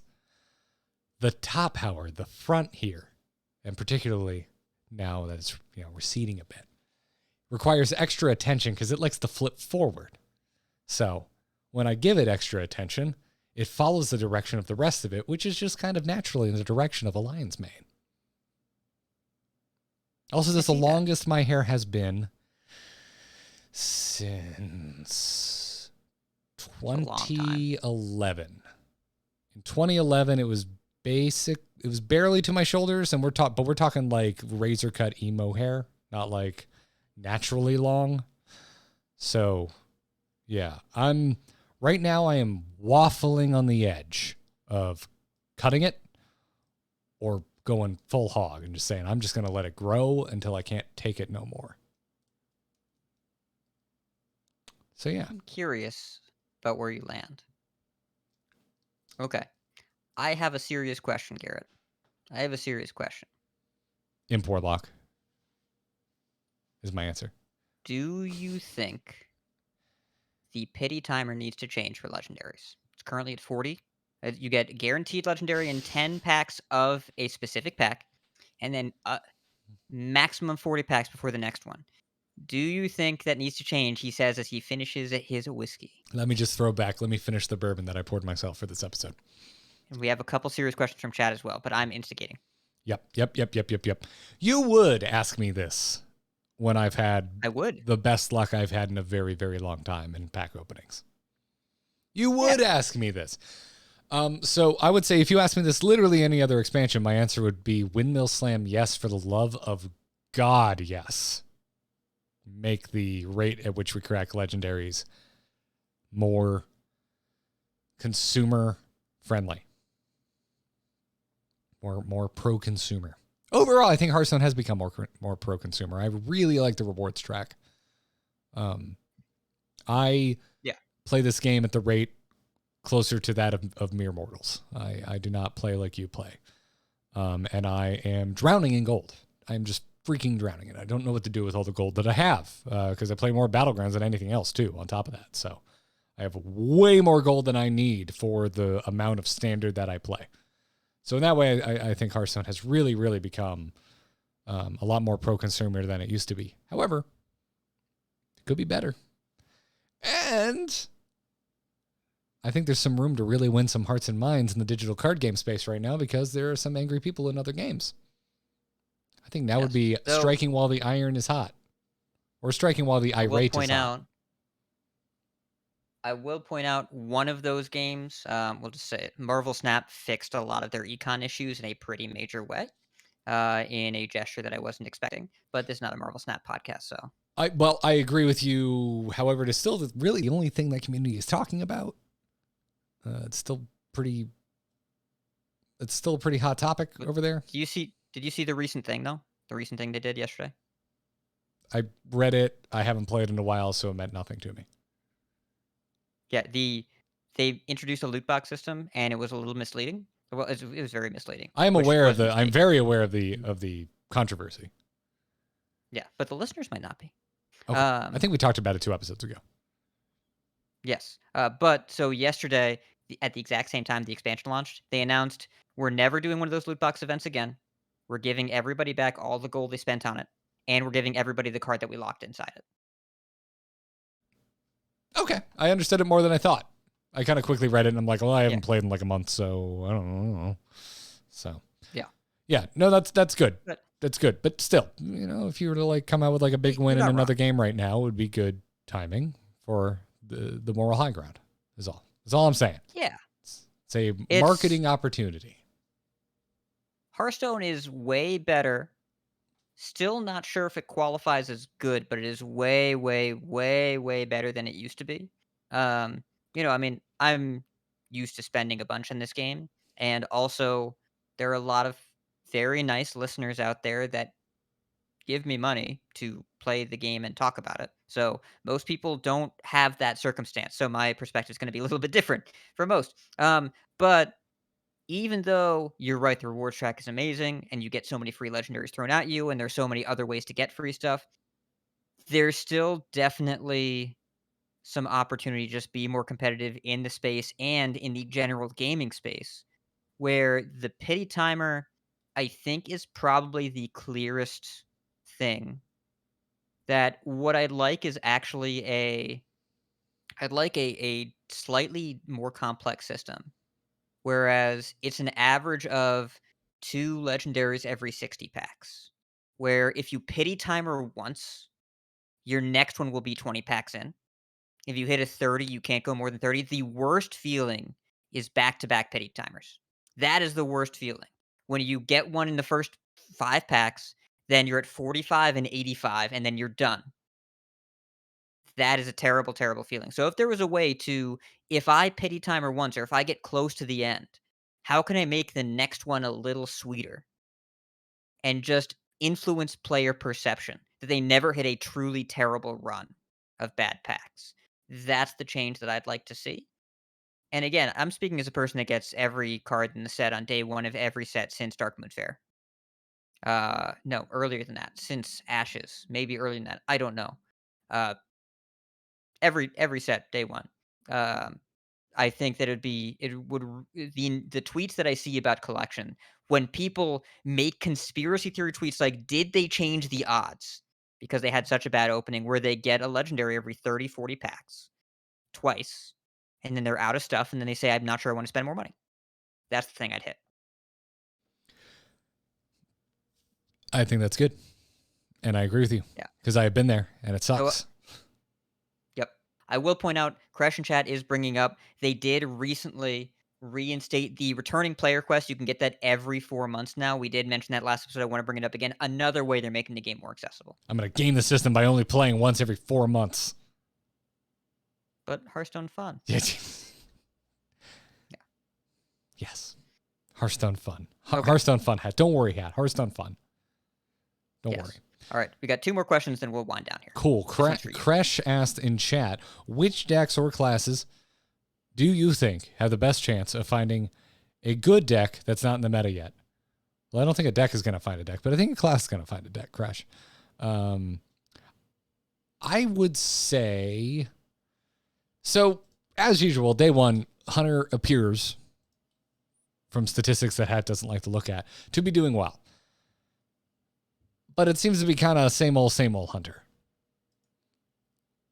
My gut answer is Paladin, because I never want to count Paladin out. And for like years now, for like what, like a 3-year streak, they have had at least 2 competitively or ladder viable decks at any given time, at least 2, if not more. So I don't want to count them out. I think they will find a way, much like life. But I'm kind of banking on Hunter to find something successful that isn't based in things we already know, like face, beasts, or quests. Something that's a little more unique and Nathria specific. Yeah. I mean, wild seeds are kind of like Hunter is. There have been some classes over time that you kind of get this bucket of like 60 cards and you pick whatever 30 you want and the deck is fine.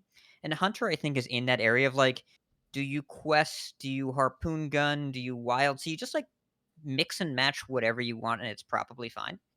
And the wild seeds are really cool. But it seems that the general way to go with the wild seeds is to play 4 to 6 of those cards, not even run the legendary, and then kind of surround it with a bunch of other stuff. And Altimore is infusey, like he's good. Hunter is just so consistent over what it's done over the past bunch of years that even the new stuff can be a little different. I do think the wild seeds stand out, but also they do, but almost by virtue of being surrounded by the same stuff I've been being played against me by hunters for a really long time. Like, oh, cool, like Springpaw. Boy, I haven't seen Springpaw recently. Like, so I don't know, a lot of the deck feels the same to me. I don't know. It's I don't know. I think everyone's different. Like, to me, like Warlock feels really new because it's like suddenly it's like, oh, look at all these freaking imps. And I know some of them are old imps, but it's such a different play style that it really feels cut from Nathria cloth.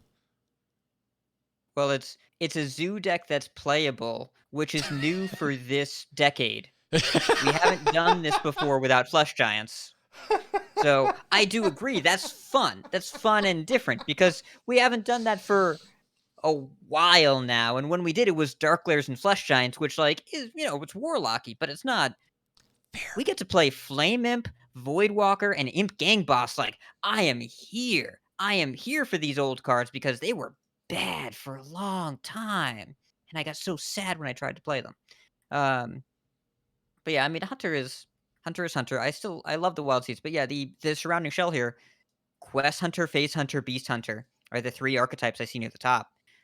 I think I would be hard pressed to look someone in a straight face and be like, these are new archetypes. There are new cards in it, but they are new archetypes the same way.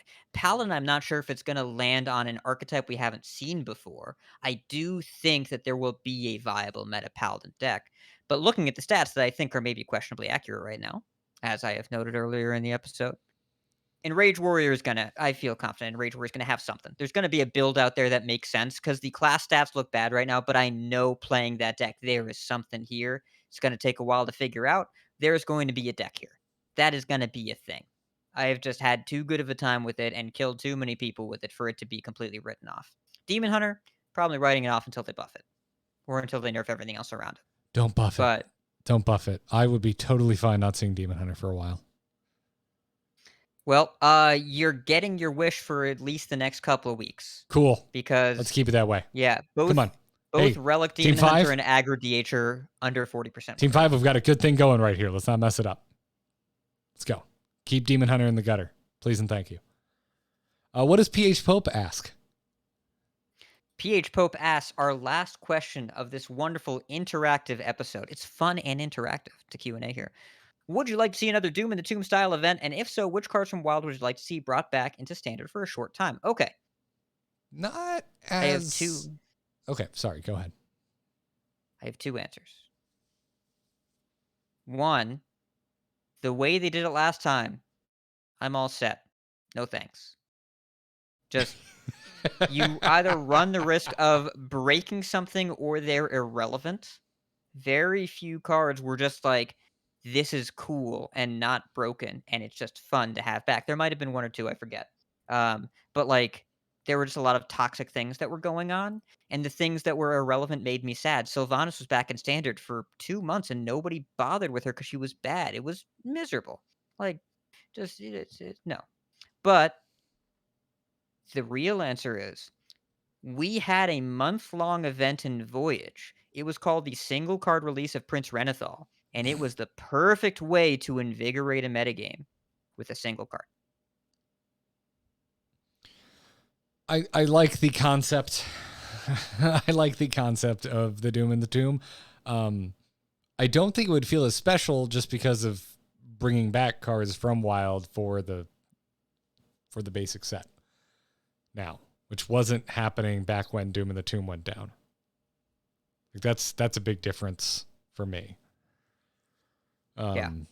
On top of the major concerns that you brought up.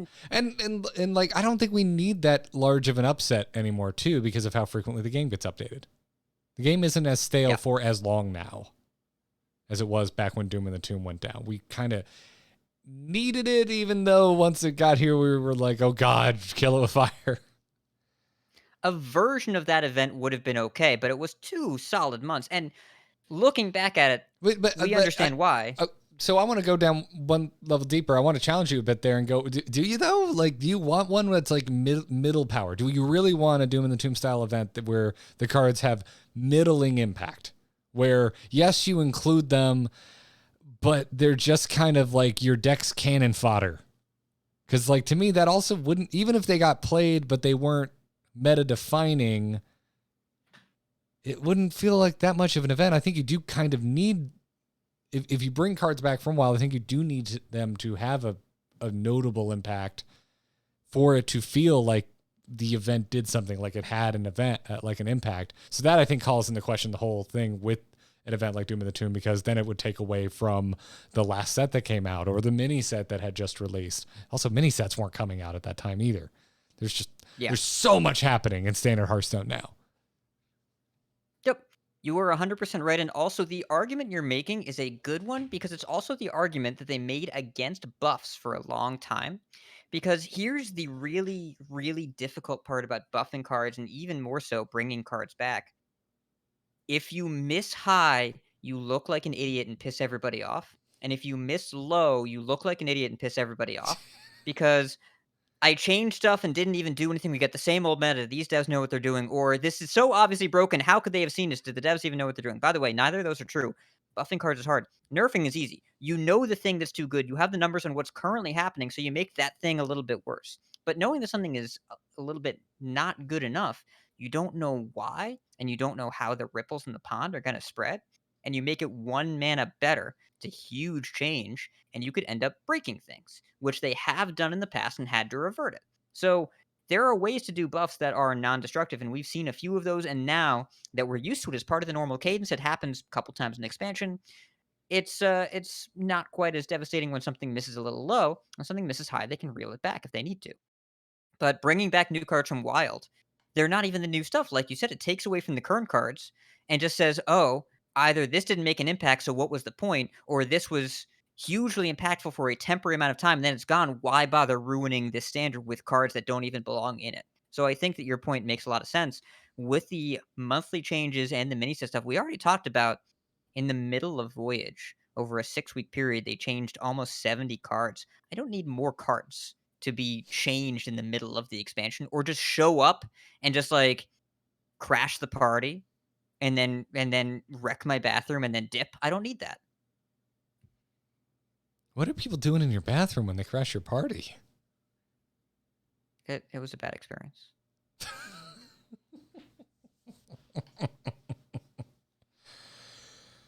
All right. Well, I'm bring this podcast to an end here. Thanks for your questions, everybody. Keep them coming. TACpodcast@gmail.com.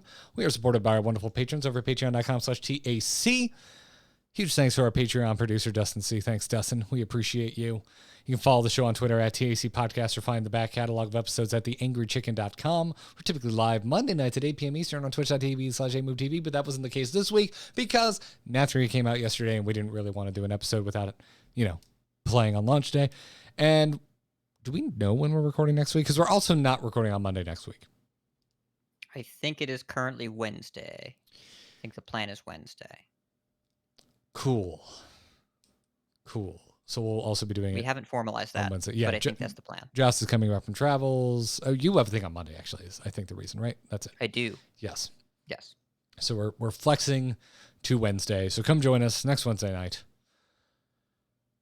Hat, where can folks find you? You can find me here next Wednesday night, but also in between now and then, you can find me on twitter.com/ridiculoushat, where I make a staggering amount of tweets per month, and you can read them if you want to. Also, I talk on a bunch of podcasts. This is one of them. There are 2 other Hearthstone podcasts, Coin Conceit, where we make the competitive side of the game more accessible to you over at coinconceit.com, and also Vicious Syndicate. We take a data-driven look at the standard metagame over at vicioussyndicate.com. Garrett, where can people find you? I would really, really, really, really, really, really, really, really appreciate it if you went and subscribed to my new podcast. I have a new podcast. Have I told you that I have a new podcast? Do you follow any of my old podcast feeds where I feed dropped my new podcast? I have a new podcast. It's called The Grinding Gear Podcast. You can find it wherever podcasts can be found. If you're already subscribed to the Into the Nexus feed, you're already subscribed to the Grinding Gear Podcast. If you haven't checked on that feed because you're like, I don't play Heroes of the Storm, but I like supporting Garrett, so I'm still subscribed. It's not about Heroes of the Storm anymore. Heroes of the Storm is dead. Long live Heroes of the Storm. I am now talking about everything I've ever wanted to talk about, gaming and nerd culture related, on the Grinding Gear Podcast. On this past podcast, I tried, and successfully, I think, to sell Kyle Ferguson on playing Wrath of the Lich King Classic with me. That is what we opened the show with. So if you want to see me successfully convince someone to play Wrath of the Lich King Classic with me, you should go listen to the Grinding Gear Podcast. We talked about so much on the last episode. We talked about that. Kyle is just now playing through God of War 2018 for the first time ever, and he is a raging God of War fan. Don't ask me how he missed it. That's in the podcast. Go listen to that. We talked about the next phase of MCU movies. We talked about, of course, 'cause Kyle's a big D&D nerd, that trailer for the Dungeons & Dragons movie. We talked about all of that in the first episode on top of answering your questions. So go get the Grinding Gear Podcast wherever podcasts can be found. And yes, I even submitted this to Stitcher, but please don't get it on Stitcher. I was wondering if that Blood feud was still going. Glad to hear that it's still. I gave in, but I'll still tell you it's the worst podcast app you could ever use. It's there. They're making money that they're not sharing with me, but it's there. So, anyway, that's going to do it for this episode of the Angry Chicken. Where can we find Joss? Oh, at Joss Plays on the Gamers Inn. And you can't right now. She's on vacation. You can't find Joss Plays. She's hiding. It's finally warm enough to go places in Canada, I hear. I mean, it's August. I think it's been that way for a little bit. Probably we're getting to the point where it's almost not warm enough anymore, which is why she's going. I don't know. One of my 2 of my favorite car channels on YouTube are based out of Toronto, and they've only recently been able to do track day content. So my opinion of Canada is pretty warped in terms of how long it stays cold. Anyways, that's going to do it. Thank you, everybody. Until next time, job's done. Job's done. Yes, Crash Straight Pipes is one of them. Straight Pipes is one of them. They are awesome. They are wonderful.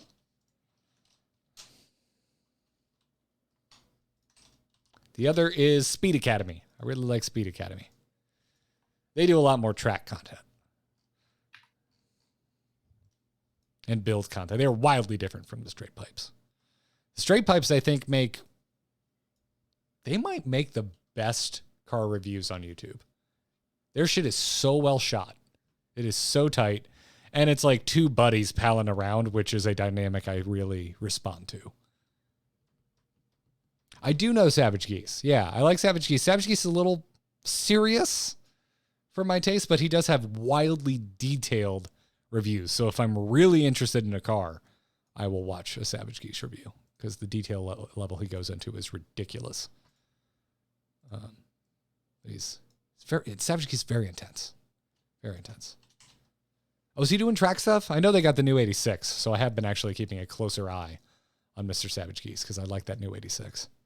It purdy. I really want to drive one. Oh, cars. Okay. Yes, cars. So Katie has the first generation 86, and Toyota / Subaru just released the second generation of this car. It's been the same since 2013. So it's exciting that there's a new version of this. Would you like to do a podcast going through God of War 2018 in anticipation of... That's going to basically be a segment on the Grinding Gear podcast until Kyle beats God of War 2018. I also may have reinstalled it over the weekend and already gotten up to the plant zone. The first zone you go to after unlocking the open world. That's where I got to. That's what I did with my Sunday. What'd you do with yours? Completely unrelated. My lawn really needs to be cut. Heh. It's bad. I want to talk about God of War a lot. It's such a good game. I forgot how good of a game it is. It's incredible. We bought a PlayStation 4 for 2 games. God of War for me and Bloodborne for her. And we both played through both of them multiple times. No Last of Us? I guess No, it I was haven't played technically a PS3 game. Yeah. The first I one haven't was played technically either. a PS3 game. I probably should, but like, I don't know. That game, like, I'm sure it's well made. Seems like a bummer. So I don't want to be bummed. I would say the first one. I would say if the opening. You can call that a happy game. The opening of the first one is the saddest part. The rest of it is just kind of a Western. But I have to play through the opening to get to the rest of it. Fair. Yeah. Fair. I'm familiar with what happens, and it seems like such a bummer that like I can artistically appreciate it. I don't want to like immerse myself in it. But yeah, it's really loved God of War, and my wife just watched me play it and was like, after she's like, that's one of the best games I've ever seen. Like, it's just so cinematic. It also plays exceptionally well. I feel like most games where I am enthralled by the story, the combat is passable, but not great. God of War 2018 is some of my favorite combat in any video game ever, period. It's so chunky. Like, everything has so much weight to it. Your boots feel like they got weights in them, and like the axe. Oh, the axe. Yes, and yet I don't feel tanky like Resident Evil 4 or the Arkham games. We move fast. Like, the combat is so good. It's so fucking good in that game. Jesus, it's so good. Yeah. Got me cussing. It's so fucking good. Yep. Yeah, it's really incredible. Truly great. And God of War is on PC now. Yes, it is. That's why Kyle's playing it. Because he don't have a PlayStation. Yep. Yeah, it's something that I've really grown to appreciate over the years. It's just like tight controls and responsive feel, like a feel that I enjoy. And of the games that I've really enjoyed playing, like between my favorite action-y console games of the past like 5-10 years, God of War, Hollow Knight, and Hades, they all have that in common of like everything is so crispy and responsive and feels good to fight. Yeah. Because a lot of like, what are some other examples? Like, I really like Rockstar games. Like both Red Deads are some of my favorite games ever, but I wouldn't say they're the best controlling games ever. The Witcher 3. Rockstar's never been precise controls. Witcher 3's controls are bad. It controls like shit. It's bad combat. Like just full stop bad combat. But I would say Witcher 3 is the greatest game I haven't beaten. Like, it is a truly great game. Very plausible. But the combat is shit. Yeah, it's very poor. Yeah. It's interesting. Yeah. But I'm trying to think of games that like played real Titanfall 2. I really loved how that game felt. Yeah, wall running. I got that in a recommendation from Celestalon. Wall running is never not fun.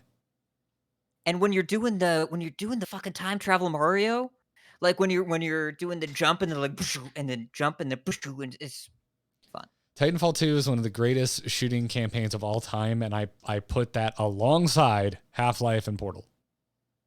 Yeah. Like, it is on that level.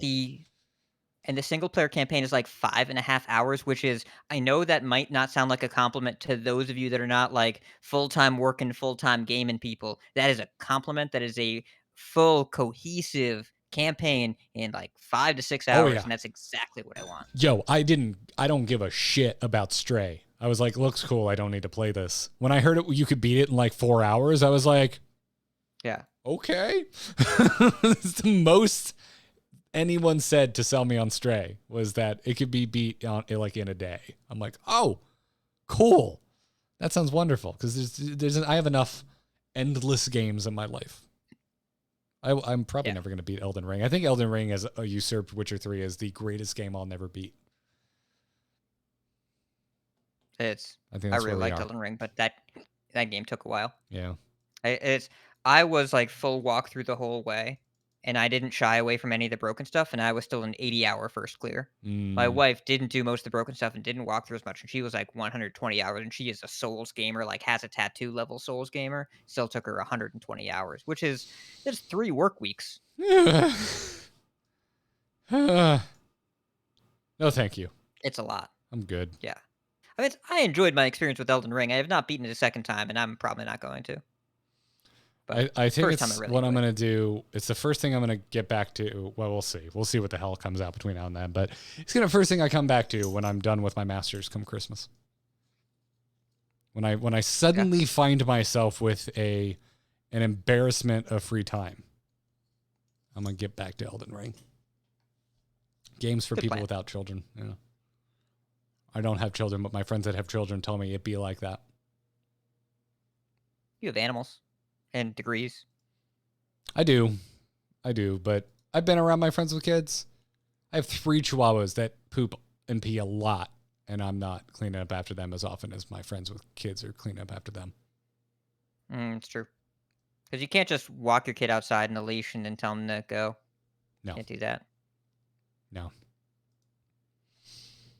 You don't have like for us, we straight up have a room set up for the dogs too, that like when we go, it's like, all right, go to your room, and they go there and we turn the TV on for them and they're fine. You can't do that with like a kid. You got to wait till they're like a teenager or some shit. And even then, I mean, it's I don't like, know the logistics, but do you trust yeah. them? Yeah. There's that whole like conscious thought thing. Yeah. Yeah. Man, now I want to play Titanfall 2 again. Thanks, man. You're welcome. I haven't played that campaign since it originally came out. It's a very good campaign. Masterful, one might say. I would say so. Now I want to play Elden Ring. Thanks, Garrett. You're welcome. Do a different build. I have a build in mind. I'm gonna do the Marae's Executioner Sword. I'm gonna cosplay what's that? The boss from the Dark Souls 3 DLC. Gale. I'm gonna cosplay Gale. It's a cool floating sword from the Bride. You might not be there in the game. I'll tell you later. It's fine. I didn't get super far. I got to the academy. Yeah, it's after that. I died to the dog boss a lot, and then school got busy. That'll happen. And then your time for Elden Ring was Radagon. It was more because I still have time for games that I don't do shows about, but it was more I didn't feel relaxed when I was playing Elden Ring. And when I'm not doing work or I'm not doing schoolwork, I'm now prioritizing feeling relaxed more than accomplished, if that makes sense. It's a FromSoft game. That's not That's not what they're going for. There's points of Elden Ring that can be very relaxing. If I'm just out doing open world shit, I'm having a great time. I'm relaxed. I'm oohing and awing at how beautiful the game is, even when it's hideous and looks like a nightmare. I still think it's beautiful in its own way. There's visual concepts in that game that are just unlike anything I've ever laid eyes upon. The Siofra Basin, the first time you go down that elevator, and I'm not going to be specific on it, but the first time you go down the long elevator that you find in the woods. The one on underground? The underground like river world? Yes. That is amazing. One of the most there was I struggle to think of an equal moment in another game for me, like in terms of just beholding a visual. and the surprise factor. It was. I'm sure there was something, but yeah, jaw-droppingly beautiful. Is that what it's called? I Really, thought it really was. great. I thought it was something river bed or Siofra. It is Siofra River Basin, I think. River Basin, Siofra. Yeah. I'm sure there was something else, but yeah, that was. That was distinct. Like my wife was watching me play, and she had been 10 hours into a file, and I was like an hour and a half, and I found it by accident. We both just kind of stopped and stared, like, Yep. what the hell? Yeah.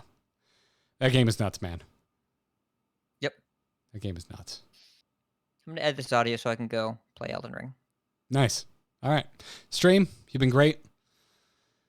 I can't catch every hat pun. I apologize. Don't even know what one I missed because I missed it.